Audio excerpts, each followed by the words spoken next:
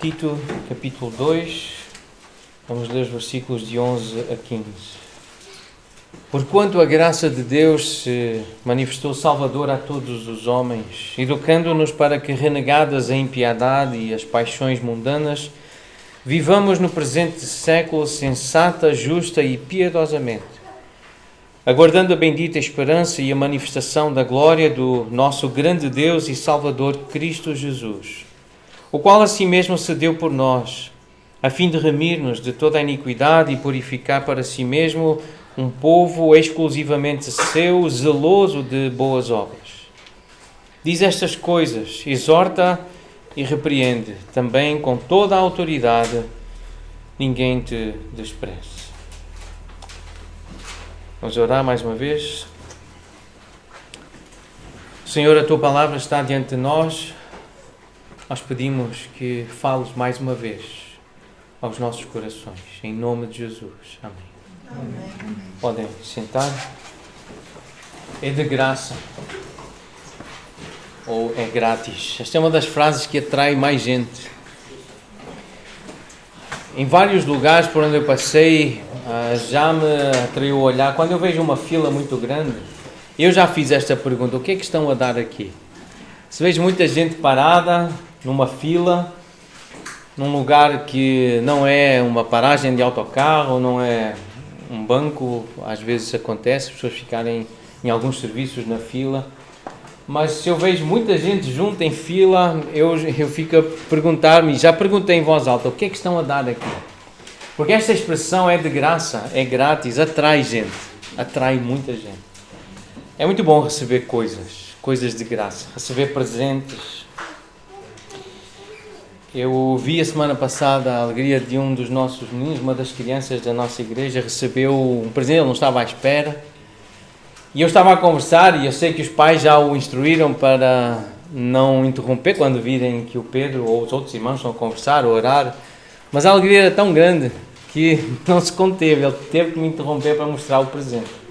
Era mais do que estava à espera, era um presente e foi de graça. Mas custou a alguém. Aquele presente, para ser de graça para aquele menino, teve alguém que o comprara em algum momento e alguém o fez, alguém construiu aquelas peças e teve um preço, há um preço. Mas às vezes é de graça realmente, nós não temos que pagar nada e oferecem-nos, e eu já recebi muita coisa de graça e já tive muitos momentos alegres de coisas que eu recebi, coisas boas, sem ter que pagar ou trabalhar para as ter. Alguém me deu, alguém trabalhou, alguém pagou e deu-me. E eu confesso, eu já fiquei muito alegre com alguns dos presentes que eu recebi. Desde criança e agora até mesmo adulto, eu recebo alguns presentes que me deixam muito feliz. É bom receber presentes, é bom receber prendas, é bom receber dádivas, coisas de graça. É uma das alegrias que nós temos na vida.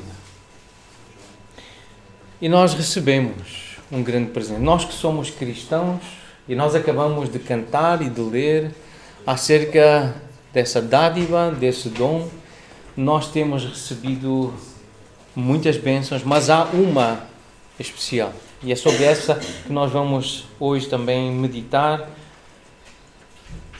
E a questão é que, tal como aquela criança, e essa tendência que nós temos de compartilhar aquilo que nós recebemos, e aquela alegria de receber, de sermos abençoados com algum presente, a pergunta é se nós continuamos a valorizar esse grande presente que recebemos, que é o perdão dos nossos pecados e a salvação da nossa alma, e se continuamos a querer interromper pessoas nas suas atividades, no seu descanso, no seu lazer, na sua ociosidade.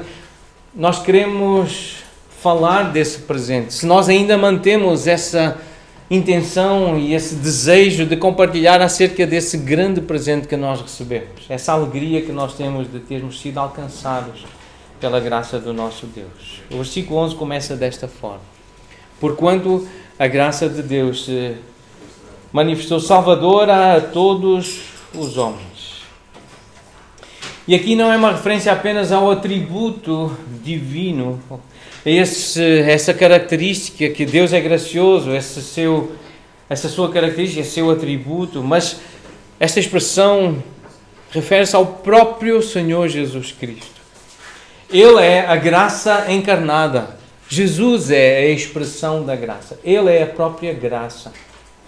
Ele é o dom, Ele é o presente, Ele é a própria prenda em si. É Ele que é a dádiva. Ele é esse dom supremo da graça de Deus à humanidade. E à humanidade que despreza Deus. A humanidade caída, a humanidade pecadora que desagrada a Deus, que ofende Deus, que desobedece a Deus, que não quer saber dele. Foi a essa humanidade que Deus deu esse presente, essa prenda. Não foi a um amigo, não é um povo amigo, não é um povo inimigo que desobedece, que despreza. E é por isso que é um presente tão precioso. Esta é uma verdade que vem do passado. A graça de Deus manifestou-se. O verbo está conjugado no passado. Foi lá atrás, foi há algum tempo atrás, foi há séculos atrás. A graça de Deus manifestou-se. E nós lemos em João, no capítulo 1, o verbo se fez carne, habitou entre nós, cheio de graça. Esta é a forma de descrever a vinda de Deus à terra. Ele encarnou-se e nós lemos como algo no passado. Aqui, quando João escreve, também se refere a algo que tinha acontecido no passado. É uma mensagem que vem do passado. Em Tito, no capítulo 2, mais à frente, no versículo 14, nós lemos o qual a si mesmo se deu. Não foi só o Pai que deu o Filho, mas nós sabemos que é um Deus triuno. O nosso Deus é um Deus triuno. O Filho dá-se. O Filho deu-se. Também vem do passado. E no capítulo 3, se puderem ver na vossa Bíblia, no capítulo 3 de Tito, mais à frente no versículo 14, nós lemos assim, versículo 4, não é 14, Tito 3, aí nas anotações aparece o versículo 14, mas é versículo 4. Quando, porém, se manifestou a benignidade de Deus, nosso Salvador, e o seu amor para com todos, não por obras de justiça praticadas por nós, mas segundo a sua misericórdia, Ele nos salvou mediante o lavar regenerador e renovador do Espírito Santo que Ele derramou sobre nós ricamente por meio de Jesus Cristo, o nosso Salvador. Aqui a palavra graça, ou a expressão da graça, aparece com outras palavras: benignidade, amor, misericórdia. E de novo é uma mensagem que vem do passado, que vem para nós do passado. É algo que se manifestou lá atrás. Foi um amor que foi evidenciado lá atrás. Uma misericórdia que foi derramada no passado. Mas essa foi a prova do amor de Deus, da sua misericórdia, da sua benignidade, portanto da sua graça. E esta expressão, o porquanto, é um pormenor, é uma palavra simples, pequena, às vezes pode ser porque, mas ela faz a ligação com tudo o que foi dito antes. E estes primeiros 10 versículos, especialmente o final do versículo 10 de Tito, capítulo 2, quando fala da ornamentação, do embelezamento da doutrina de Deus, a fim de ornarem com fidelidade, pela sua fidelidade, os servos a servirem os seus senhores, cada um no seu papel, a fazer com fidelidade aquilo que Deus quer. Assim embelezam, ornamentam a doutrina de Deus, do nosso Salvador. A beleza da doutrina de Deus, ela é mencionada várias vezes nas Escrituras. Desta forma, por exemplo, como em João capítulo 15, versículo 13, ninguém tem maior amor do que este de dar a alguém a própria vida em favor dos seus amigos. É o maior amor. É o mais belo, é o mais alto e elevado, mais exaltado. Não há maior do que este. Essa mesma ideia está em 1 Coríntios 13, versículo 13. Permanecem a fé, a esperança e o amor, mas o maior de todos é o amor. E mais uma expressão da beleza de Deus e da doutrina de Deus, especialmente desta doutrina, do Evangelho, da dádiva de Jesus. Isaías capítulo 52, versículo 7, sabemos que o profeta Isaías, ele prevê, ele aponta, ele profetiza acerca da vinda do ungido do Senhor, do servo do Senhor, daquele que daria a sua vida, o servo sofredor, aquele que daria a sua vida em favor da humanidade. E ele diz que formosos são sobre os montes os pés do que anuncia as boas novas, que faz ouvir a paz, que anuncia coisas boas, que faz ouvir a salvação. Que formosos, que beleza há quando alguém traz esta mensagem, lembra esta mensagem, se lembra desta mensagem que vem do passado, essa manifestação da graça de Deus. Que beleza, que coisa bonita. Mas há também uma verdade que vem do futuro. Versículo 13, nós lemos acerca da manifestação da glória do nosso grande Deus e Salvador Cristo Jesus. Nós aguardamos a bendita esperança. Portanto, é algo que ainda não aconteceu. Não aconteceu nos dias de Paulo, quando ele escreveu esta carta a Tito, mas também ainda não aconteceu nos nossos dias. Nós ainda estamos à espera. Nós ainda aguardamos a concretização dessa esperança, que a glória de Deus vai ser manifestada. Jesus vai voltar, todo o olho verá. Quem é Jesus, a sua grandeza, a beleza da sua santidade, a sua justiça. Isso vai ser manifestado. Então é uma mensagem que está no futuro, nós aguardamos, mas nós recebemos uma mensagem que vem do futuro, uma mensagem verdadeira, é verdade para nós, mas uma verdade que vem do futuro. E no capítulo 3, versículo 7 de Tito, nós lemos que justificados por graça, e o versículo 6 diz que é por meio de Jesus Cristo, nosso Salvador, nós nos tornemos seus herdeiros segundo a esperança da vida eterna. É isto que nós aguardamos. Vida eterna. Vida para sempre, sem fim, vida com Deus. Nós aguardamos, esta é a nossa esperança, é este o futuro que nos aguarda. E nós recebemos esta verdade que vem do futuro para nós hoje. E nós precisamos destas mensagens. Por isso a Bíblia, ela coloca-nos no meio de um passado glorioso, um passado em que mostra a glória do amor, da misericórdia, da benignidade de Deus, portanto da graça de Deus, que se manifestou salvadora, mas Deus também nos apresenta o futuro glorioso. Essa manifestação de Jesus, quando Ele vier, quando Ele voltar à terra. Essa é uma mensagem que nós temos. É verdade que vem do passado, mas é uma verdade, esta aqui especialmente, que vem do futuro. E é chamada uma santa mensagem. Uma mensagem formosa, bonita, para ser declarada, proclamada. E nós devemos trazer essa mensagem connosco. E dizer, Jesus veio, mas Ele virá. E há um hino que nos ajuda a dizer isso. Então nós vamos recordar este hino. Jesus virá, Jesus virá, de manhã talvez à tarde, esta noite ou amanhã, Jesus virá, Jesus virá, maravilhoso.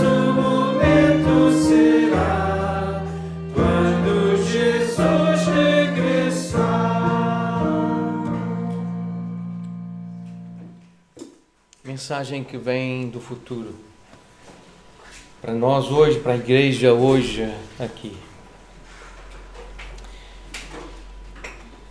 mas traz implicações então para o presente. Tanto a mensagem do passado quanto a mensagem do futuro, elas têm implicações para hoje, para o presente. Alguém que sabe, alguém que acredita, alguém que confia que Jesus veio e que Jesus virá outra vez, vive o presente com segurança. É alguém que transmite autoridade. É por isso que Paulo diz, com base naquilo que tu ouviste, que veio do passado e que virá do futuro, ele diz a Tito, fala com autoridade, fala com confiança, diz estas coisas, fala sobre isto. Ninguém te despreze. E é isso que nós queremos viver hoje. É isso que nós precisamos hoje, dessa mensagem do passado, mensagem do futuro, esta verdade que vem acerca da vitória de Jesus sobre o pecado, sobre a morte, a ressurreição. É isso que nos dá confiança, é isso que nos dá autoridade. Fomos perdoados. Nós podemos nos levantar justificados, perdoados em Cristo e falar dele, não de nós, mas falar dele, da sua graça, o seu amor, a sua benignidade, a sua bondade. A graça de Deus, ela salva para a glória. É verdade, nós queremos pensar no futuro, na glória que há de ser manifesta aos nossos olhos, mas a graça também educa para a história, para hoje e para aqui. É essa graça que nos educa, é essa graça de Deus que nos capacita a dizer não à impiedade. Impiedade é aquilo que desagrada a Deus, é aquilo que mostra falta de reverência a Deus. Uma pessoa ímpia é uma pessoa que não quer saber de Deus, não respeita Deus, as coisas de Deus, a vontade de Deus, não quer saber dos mandamentos de Deus, dos seus ensinos. E a graça de Deus educa-nos para nós dizermos não a esse tipo de cultura, esse tipo de disposição, esse tipo de postura na vida, dizer não à impiedade. É a graça de Deus que nos educa para nós sabermos nos posicionar contra aquilo que às vezes a própria família, os próprios amigos, ditos amigos, nos influenciam a fazer coisas que desagradam a Deus.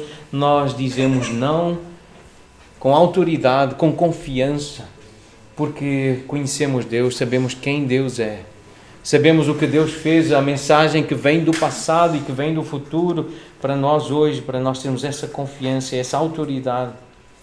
É a graça que nos educa para nós dizermos não às paixões mundanas, esses desejos fortes da nossa carne, isso que vem dos nossos olhos que cobiçam, essa vontade de ter prazer sempre e cada vez mais prazer físico, paixões mundanas que destroem muitas vezes, a maioria das vezes, o nosso relacionamento uns com os outros, mas principalmente o nosso relacionamento com Deus fica profundamente afetado por causa desses desejos, dessas cobiças fortes que são próprias do mundo e de quem vive nesta carne, neste corpo, nesta dimensão. Todos nós lutamos com essas paixões. É essa graça que nos educa para nós vivermos de forma sensata. Isto é, de uma forma sóbria, inteligente, com uma mente sã, sabendo viver de forma equilibrada, moderada, sabendo ser discreto, sabendo ser sensível.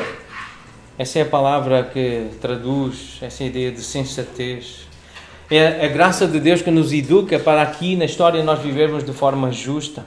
Buscar aquilo que é honesto, aquilo que é reto, aquilo que está certo. É a graça de Deus que nos educa. Fazer o que é certo aos seus olhos e aos olhos daqueles que temem o Senhor. É a graça que nos educa para viver de forma piedosa. Essa é uma palavra bonita, uma palavra que transmite a ideia de uma ligação a Deus. Alguém que está ligado a Deus. Alguém que tem essa união e essa comunhão com Deus. Alguém que está cheio do Espírito de Deus, da palavra de Deus, do Filho de Deus. É a graça que nos educa para termos uma vida assim. Portanto, a verdade do passado e a verdade do futuro, essas verdades trazem implicações para o presente, para nós hoje, aqui. É uma verdade, ou são verdades que nos trazem liberdade da escravidão do pecado. Conhecer o Evangelho, conhecer o que Jesus fez na cruz, meditar na mensagem da manifestação de Deus, a sua encarnação, o seu sacrifício na cruz, o preço que foi pago para que hoje nós pudéssemos dizer que é de graça, mas foi pago um alto preço. E meditar nessa mensagem traz-nos essa liberdade da escravidão do pecado. O pecado quer nos escravizar, inclusive aos crentes. Desejos antigos, hábitos antigos, querem dominar o nosso comportamento, o nosso pensamento, a nossa atitude. Mas é esta mensagem que vem do passado, essa mensagem que vem do futuro, a mensagem da cruz, a mensagem de que Jesus irá voltar, é a mensagem que nos traz liberdade da escravidão do pecado. Como lemos aí no versículo 14, É uma mensagem que nos leva a desejar e a viver em pureza, a termos uma identidade, saber quem somos, saber que nós pertencemos a Deus, saber de onde viemos e para onde vamos. Somos de Jesus, Ele chamou para si, isso dá-nos uma identidade. Eu sou cristão, eu sou de Cristo, eu sou de Jesus. É uma mensagem que, vindo do passado e vindo do futuro, esta verdade faz com que no presente nós desejemos fazer boas obras. Sermos ricos, zelosos em boas obras. Boas obras, como nós já lemos, que Deus preparou de antemão. Deus já disse o que é bom. O que aos seus olhos é um trabalho para Ele relevante, um trabalho fiel. O que é um trabalho com valor, o que é que devemos fazer. Boas obras, fazer o bem, ser zeloso de boas obras. Capítulo 2, versículo 7, Paulo diz a Tito: torna-te tu pessoalmente um padrão das boas obras. Faz o bem, faz o que é certo, obedece a Deus para que as pessoas possam ver o que é isso de ser zeloso de boas obras. Torna-te um padrão, faz o bem, Tito. Faz aquilo que está certo aos olhos de Deus. Mostra como é que se fala, mostra como é que se conversa com outras pessoas, mostra como é que se coloca diante das situações, circunstâncias, provações na vida, com diferentes grupos etários, com homens e mulheres. Mostra como é que se fala, mostra como é que se age, faz o certo, faz o bem, corrige. Ensina com o teu exemplo, torna-te pessoalmente padrão das boas obras. No capítulo 3, no versículo 8, volta ao assunto das boas obras. Aqueles que têm crido em Deus, que sejam solícitos na prática das boas obras. Ensina isso. Se as pessoas acreditam em Deus, elas têm que ter este zelo. Elas têm que ter esta solicitude, este desejo, esta vontade de praticar o bem. Não basta só não fazer o mal. É preciso fazer o que é certo. É preciso fazer o bem. Não é só ficar em casa com eu não vou sair para não pecar. Eu não vou àquele lugar porque ali eu sei que eu vou ser tentado. Então eu fico aqui. Eu não vou estar com aquela pessoa porque aquela pessoa leva-me à tentação. Então eu fico longe dela. Não é só isso. Isso pode ser sabedoria, mas não é só isso. Ser zeloso de boas obras é fazer o bem, praticar o bem, é sair. É sair e praticar o bem onde as pessoas podem me ver a praticar o bem. Onde me podem ouvir a falar do bem. É ser zeloso das boas obras. Então é sair e mesmo diante da tentação, mesmo diante da provocação, eu honrar o Senhor Jesus, aquele que veio, mas que virá, e eu vou honrá-lo com a forma de eu falar, de eu olhar, a forma de eu me portar.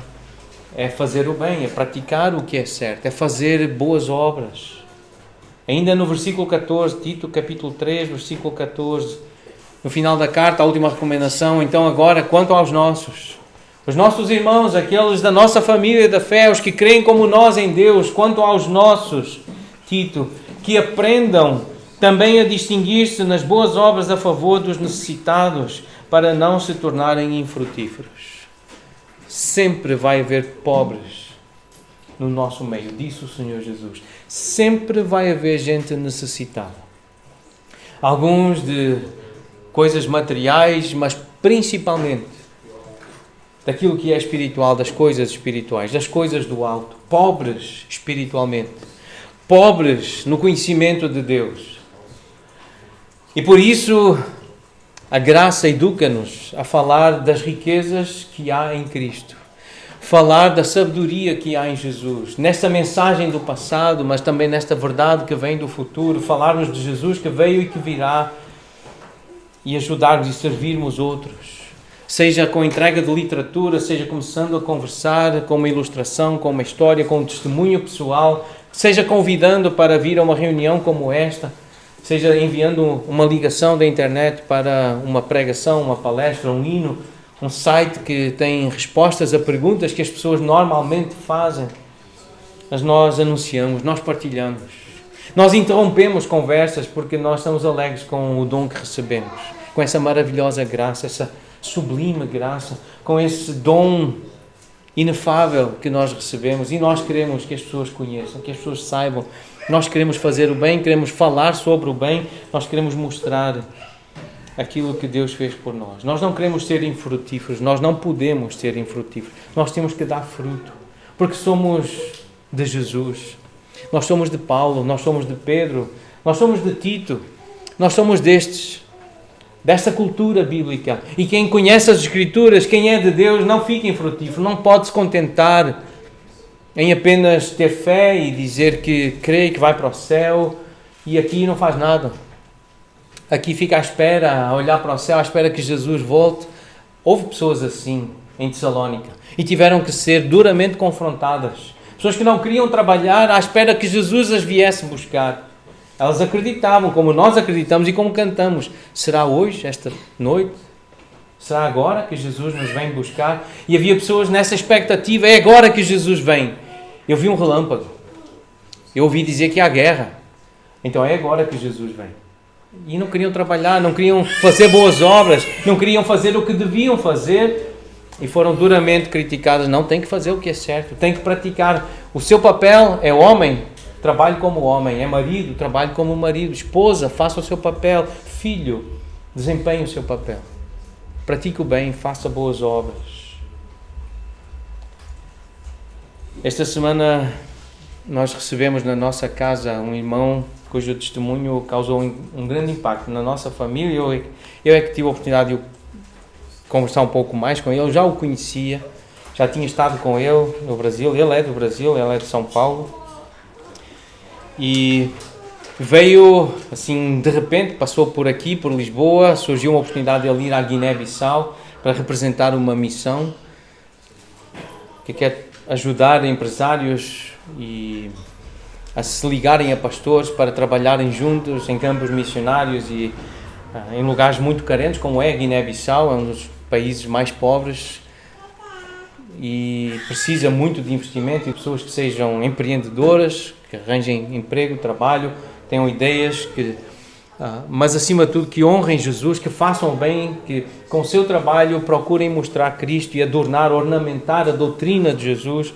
Então essa é a filosofia desta missão, chama-se Lead by the Name, liderado ou guiado pelo nome. O nome é uma referência ao nome de Jesus. Liderar, presidir, dirigir, orientados por Jesus. É um ministério baseado, centrado em Cristo. Uma missão que está a crescer no Brasil, começou com um brasileiro nos Estados Unidos e este irmão veio então representar essa missão na Guiné-Bissau, passou por aqui e vai voltar, se Deus permitir, nós estaremos mais alguns dias juntos.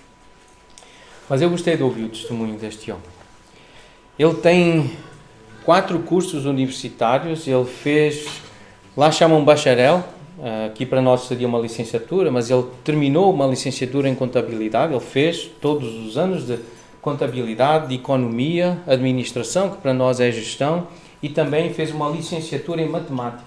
Ele pode ser e dá aulas também de matemática. É professor, neste momento é professor universitário e fez um mestrado em neurociência aplicada à economia e à contabilidade. Um homem muito capaz, mas que a certa altura ele foi ter com o pastor e ele disse: eu quero ser missionário, eu quero ser pastor. Eu recebi tanto de Deus e eu quero estar lá na linha da frente, eu quero ser pastor, eu quero ser missionário.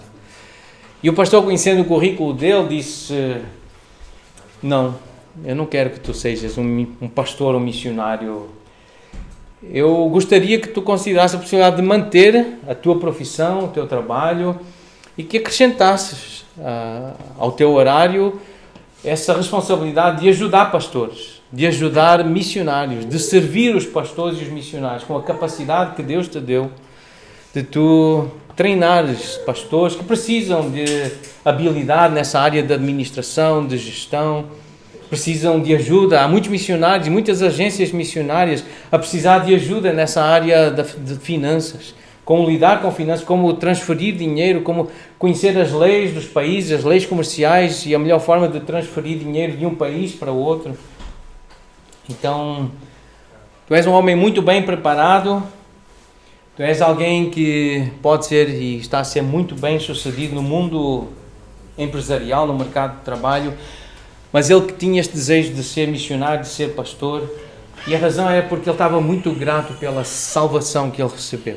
pela mensagem do Evangelho. Essa verdade que veio do passado, e porque ele também acredita que Jesus virá e ele quer ser frutífero, ele quer trabalhar para Deus, ele queria estar na linha da frente.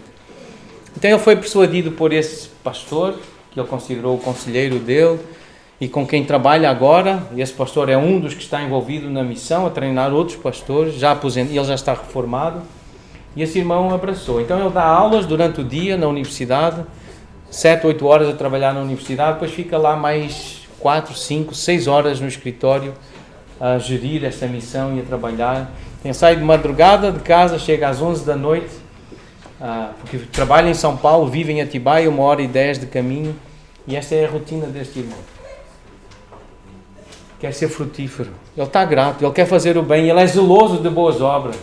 Um exemplo, passou aqui, ontem chegou à Guiné-Bissau, e são histórias reais, verdadeiras, de pessoas que entenderam a mensagem e que querem fazer o bem, querem praticar o bem, querem ser zelosas de boas obras. Altruístas, querem ser generosas, são pessoas que querem dividir e partilhar e dar aquilo que receberam, mesmo quando muitas vezes são desprezados, como Paulo foi desprezado tantas vezes, maltratado, quiseram matá-lo, quiseram prendê-lo tantas vezes, apedrejá-lo, mas ele queria repartir, ele queria dar aquilo que... E os judeus eram uma prioridade para ele, aqueles que mais o odiavam e que mais o perseguiam e que faziam tramas, como nós lemos em Atos 23, para o matar. Ele queria evangelizá-los. Ele diz até, eu trocaria a minha salvação pela salvação dos judeus. Ele diz isso na carta aos Romanos.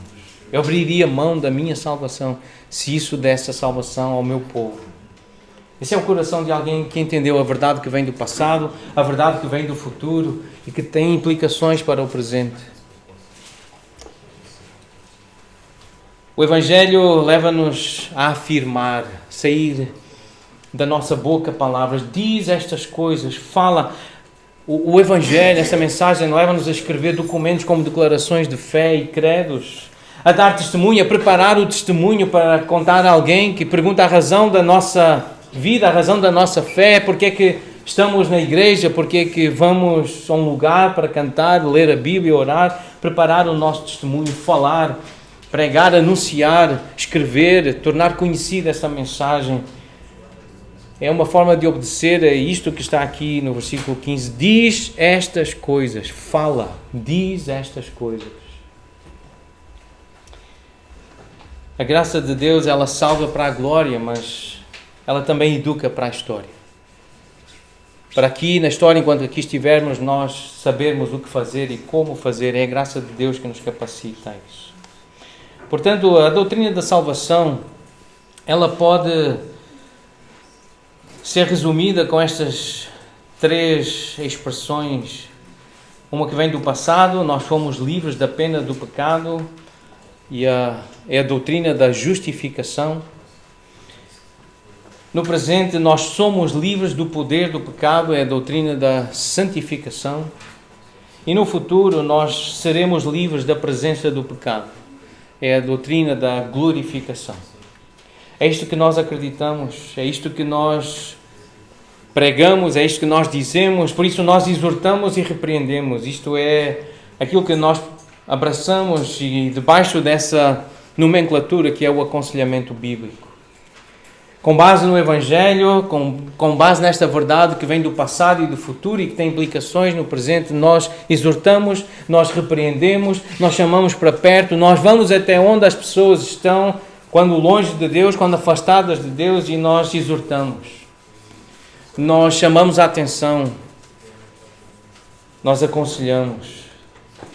E se alguém entendeu bem o Evangelho, entendeu isto aqui, foi livre da pena, da culpa, não precisa mais fazer sacrifícios, não tem que se sacrificar, não tem que dar esmolas, não tem que fazer orações sacrificiais, acender incenso, matar animais, derramar sangue, não precisa subir escadas de joelhos, não precisa fazer longas caminhadas, está livre da consequência do pecado, da pena do pecado, está livre.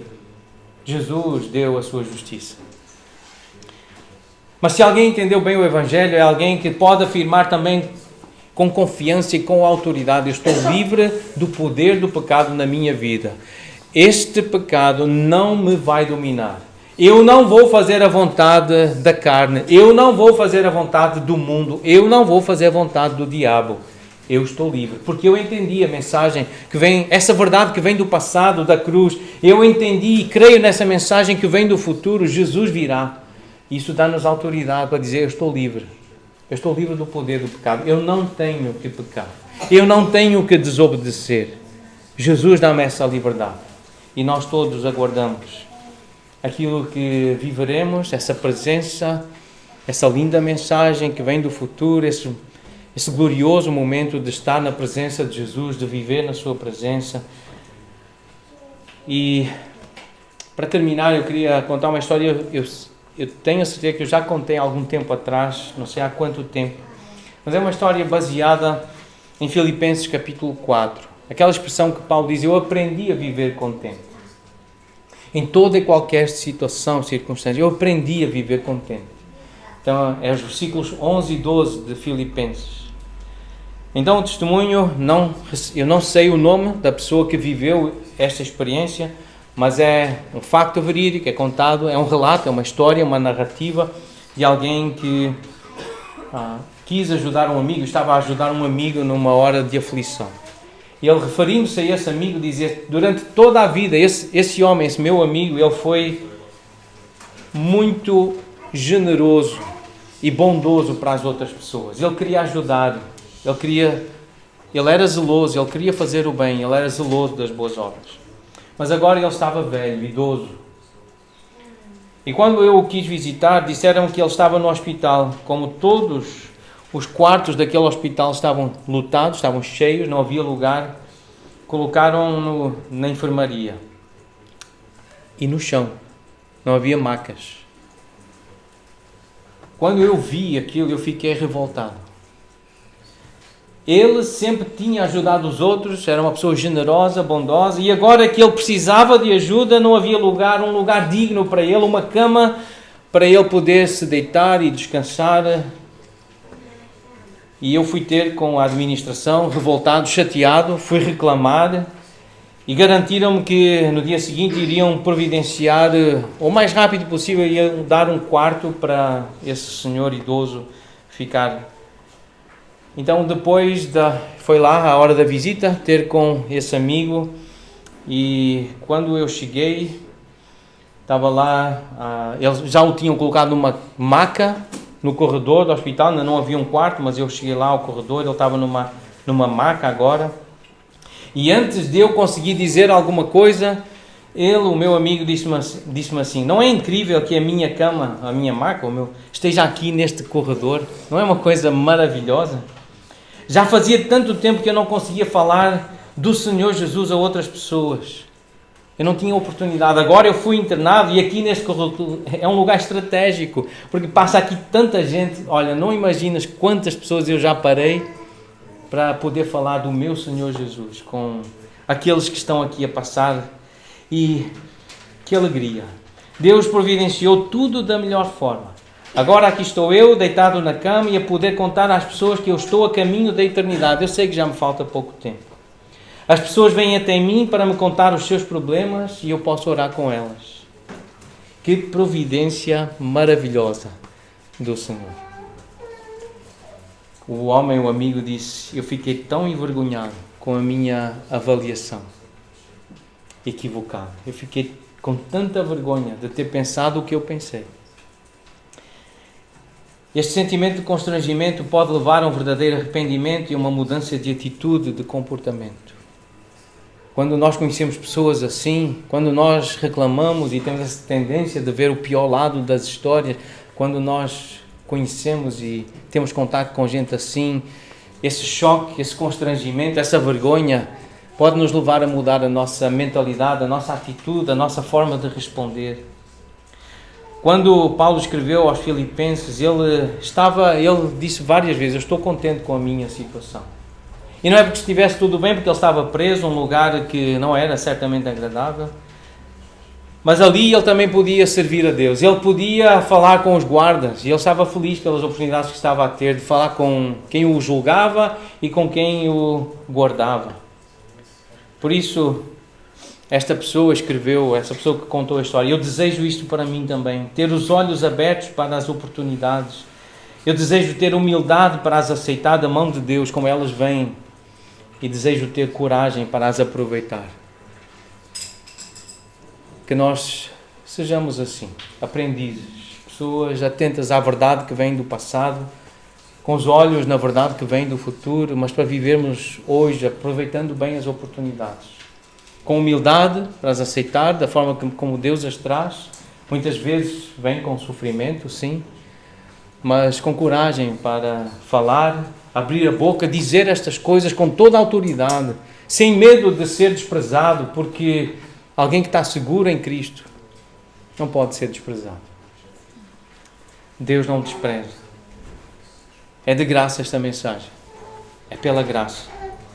Nós recebemos um grande presente e devemos compartilhar esta notícia e dizer estas coisas com alegria, com confiança, com autoridade. A graça de Deus é o fundamento para uma vida piedosa aqui e agora. Ela está enraizada na obra de Jesus na cruz, o que Jesus Cristo fez na cruz. Lá no passado. Esta vida cristã que nós vivemos agora, ela está enraizada na promessa de que Jesus vai regressar, Ele virá no futuro, Ele virá. E Martinho Lutero, esta frase é atribuída a ele, a comentar esta passagem. Ele disse assim: eu vivo como se Cristo tivesse morrido ontem, como se Ele tivesse ressuscitado hoje e como se Ele voltasse amanhã. Fica aqui um mote para nós imitarmos, para nós desejarmos viver assim. Como se Cristo tivesse morrido ontem, e eu lembro bem como foi. Como se Ele tivesse ressuscitado hoje.